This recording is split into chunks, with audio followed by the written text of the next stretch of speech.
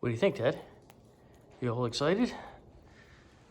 I hope he is, because I am. Got another chainsaw. I'm hoping this one's going to be a bit better than the Makita. We'll see how this goes. If everybody followed me with the last saw, I was definitely not super happy because it would not undercut. So the Makita was not doing what I needed it to do. Much like this knife is doing right now. Oh, I can't quite grab onto that thing. I need a set of crosscut dikes is what I need. There we go. Got it.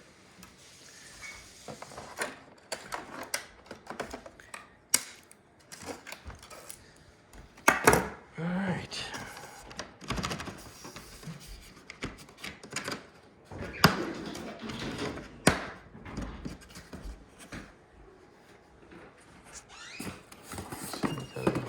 Random box.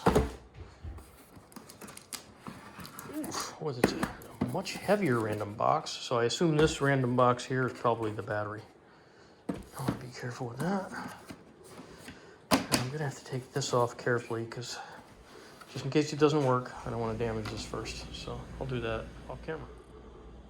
Alrighty. So like I said, I'm keeping that till I'm 100% sure that this thing's working. Alright.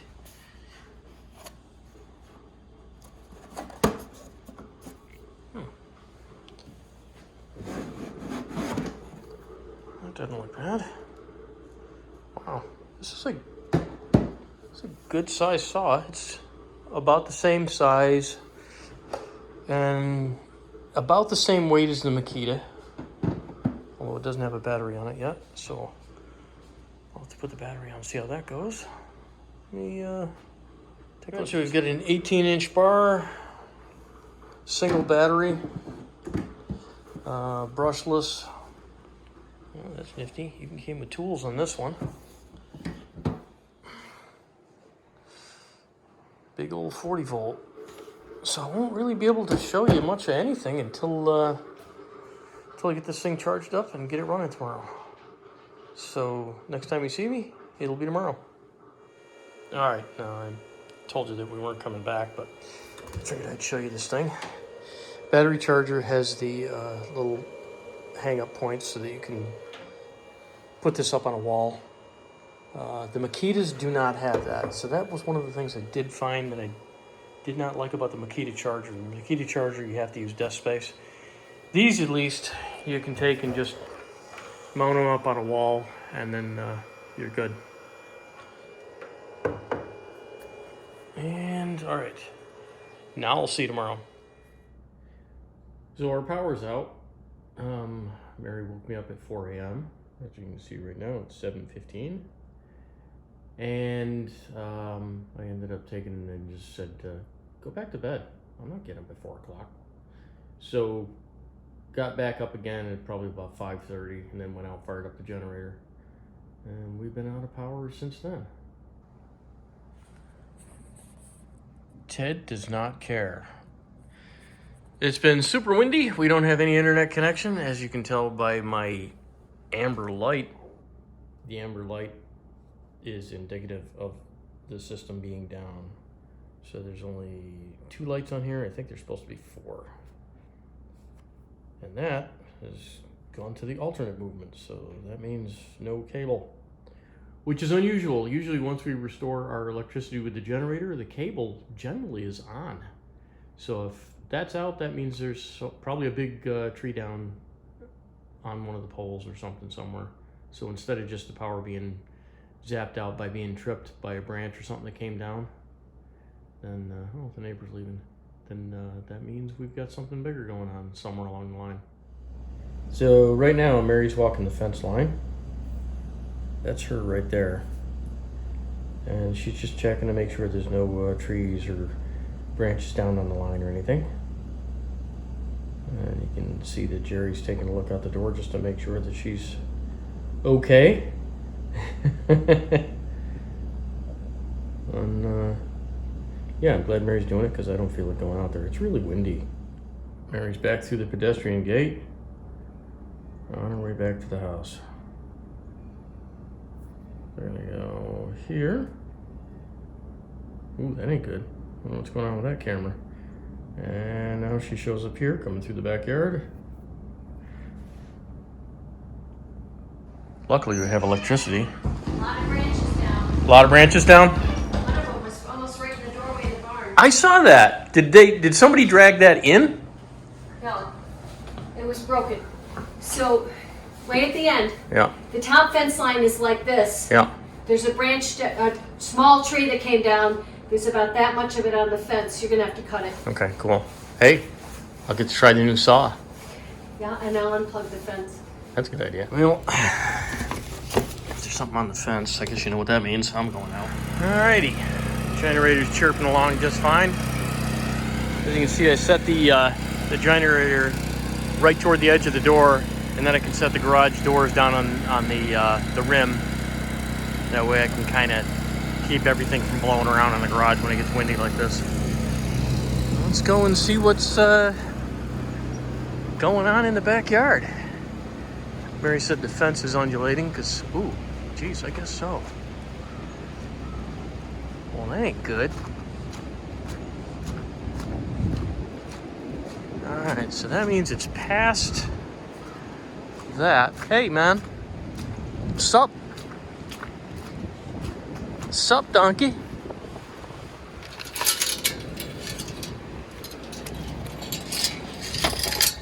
This is why I have the boots. Hi. Your rubber tarp that was on the little shed? The what? Right off. Blew off. What did? Your rubber tarp. Oh, okay. It was laying on the fence lines back here.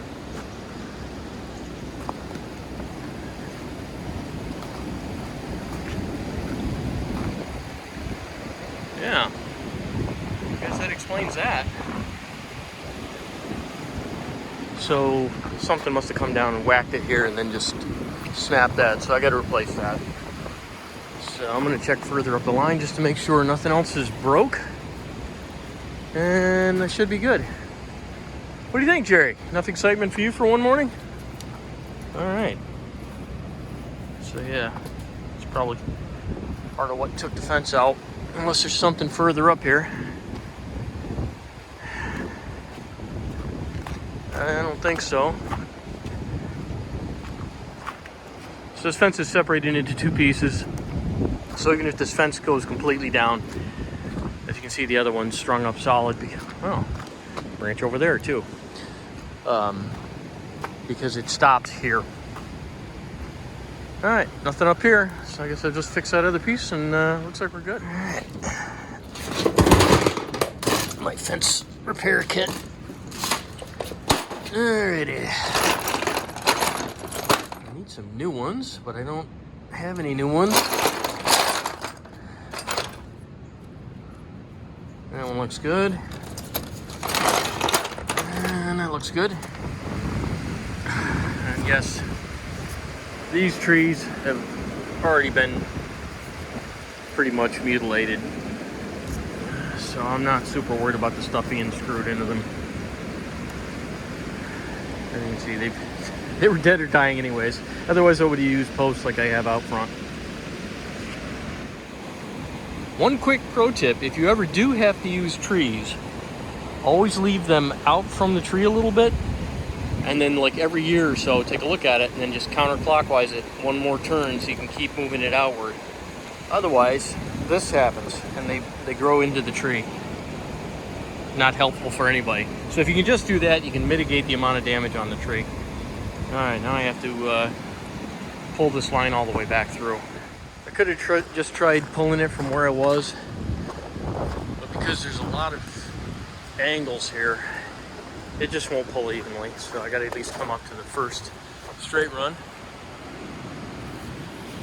and then walk my way back through. And there. The fence is fixed again. Now you can't get out. That's right. I'm keeping an eye on you, mister.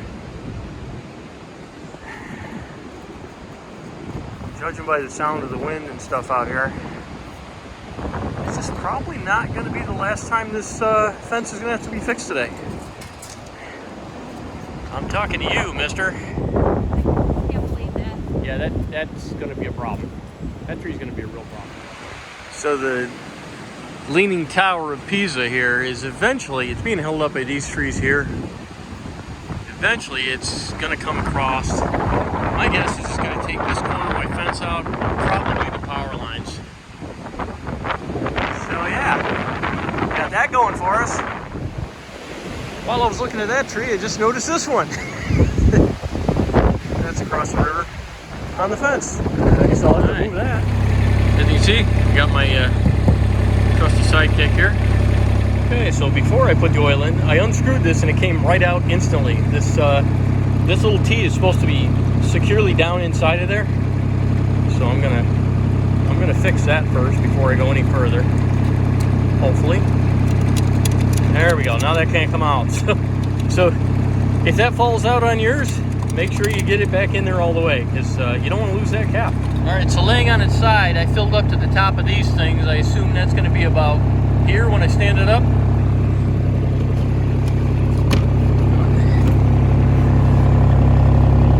Oh, nailed it. Boy, am I good. And naturally, I forgot to bring my tripod with me. That was dumb, so I gotta look for something to hang my phone up in so I can show you the first fire up of the saw. All right, I got you propped up on a stump with a stick, and I'm gonna give the saw a shot here. Hopefully the phone doesn't take a dive. I'm gonna run it real quick first without anything under load.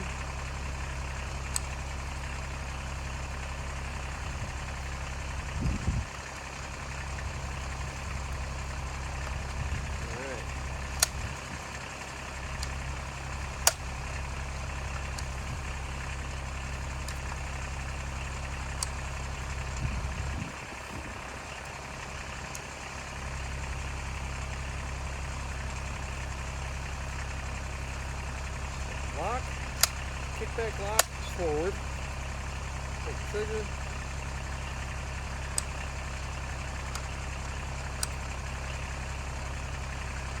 Alright.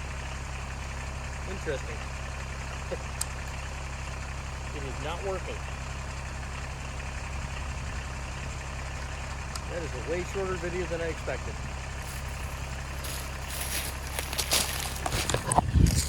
Okay. So the battery was charged last night. Got full charge on it. Locked in fully solid. Make sure the brake was forward. Push that all the way back. Nothing.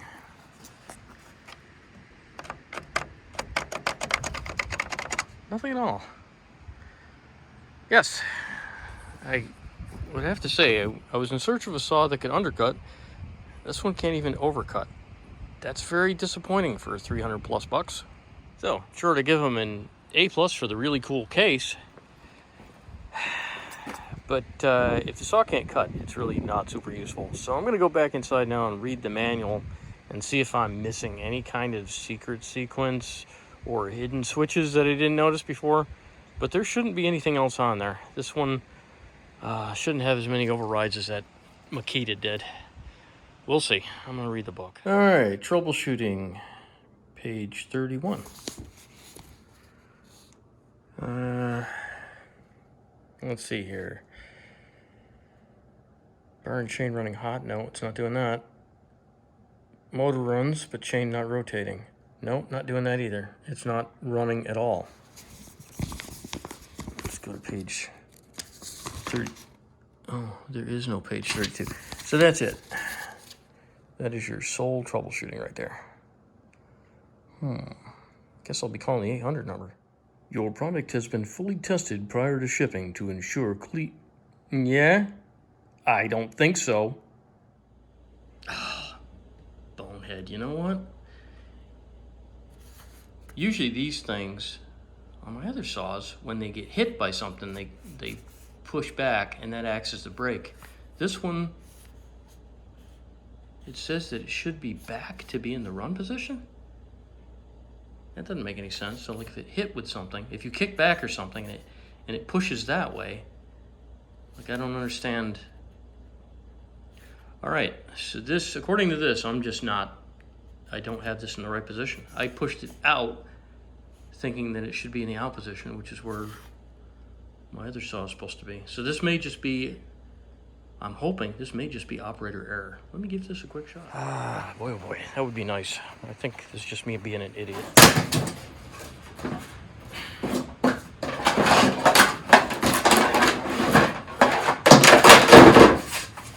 Like I said, most of them, they're forward, so when a tree hits it, it cuts it off.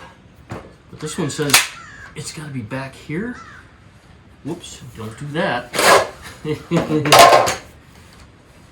Huh.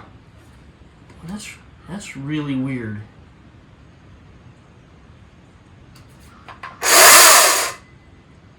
I do have oil in it, by the way. You saw me oil it.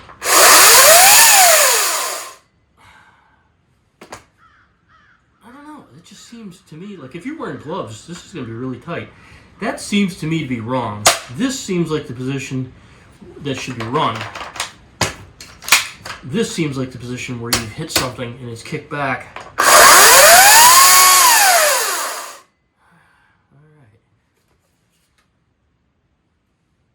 I could adjust the oiler, I guess. There's no oil on that bar just yet. I think I'm going to manually put some oil on the bar just so that the oiler has a chance to catch up. I don't want to burn my blade. Anyways, looks like pilot error, but like I said, this seems kind of strange to me because it doesn't even look like a glove would fit in here. But yeah, okay. I take back some things, but not all of it. This does not seem right to me. Bar oil out. Just gonna put it on there.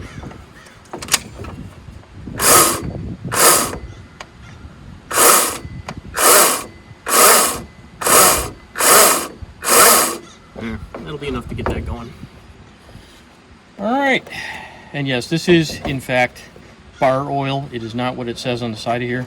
I use this container because I keep this on my RTV and it shows me how much I've got in there. All right, one more time with feeling, buddy. Let's go.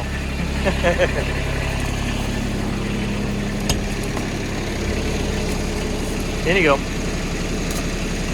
Need help? I got you. Oh, you got it. You got it yourself. Good for you. All right, so like I said, I must be misremembering something in my head somehow, but it does seem like that is an awfully tight area for a glove to be in. So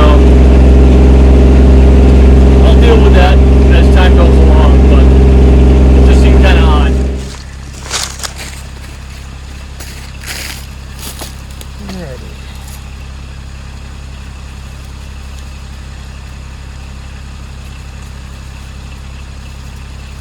So the anti-kickback thing has to be back toward you. And you can see how close that is with the glove. I don't have huge hands either. So like I said, I may have to figure something else out with that, because that's interesting. So what I'm going to do is I'm going to start this undercutting with the saw blade actually touching the wood. So what that would have done with the Makita is the blade would have started going back and forth because it can't reconcile what it's doing, and the saw won't operate at all. And sometimes even when you're below the wood and you're trying to cut up, as soon as you touch it, or as soon as it feels even the slightest tip of bark, the blade starts going back and forth again. So it will not, that saw would not undercut at all. So if this one undercuts, that's going to be a step in the right direction. So do not try this, because it's not super safe, but I'm going to do it.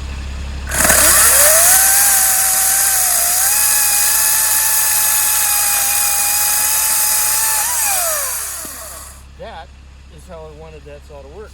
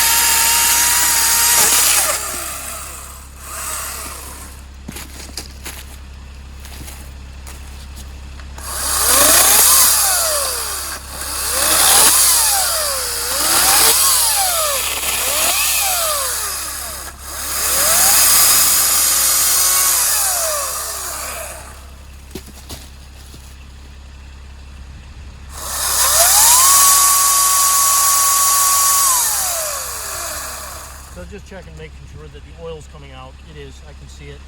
I do think I'm going to turn the pump up a little bit. I mean, the bar looks wet enough, but that might just be most of the oil that I put on it. So far, 11 seconds into this, I'm already way happier than I was with the other saw. Despite our misunderstanding about the position that this is supposed to be in. Like I said, that's pilot error on my part. I take full credit for being an idiot. But I'm also glad I didn't throw the manual away. Because if I brought it back like this, and then the guy went like that, then yeah, that'd be an embarrassing moment. But anyways, works fine. I'll keep you updated. As you can see, Mr. Man is watching me from the comfort of a heated machine. Good for you, buddy. Good for you. All right, so this is one of the many reasons why I often need to undercut. I'll have something where I've had to move a log, and then I'll have to put the saw in the hole that I previously cut, and then I need to cut straight up. With the Makita, as soon as I fired the saw up, any kind of tension at all, like you can see how that kind of moved the blade a little bit at one point, any kind of tension at all, and it won't fire.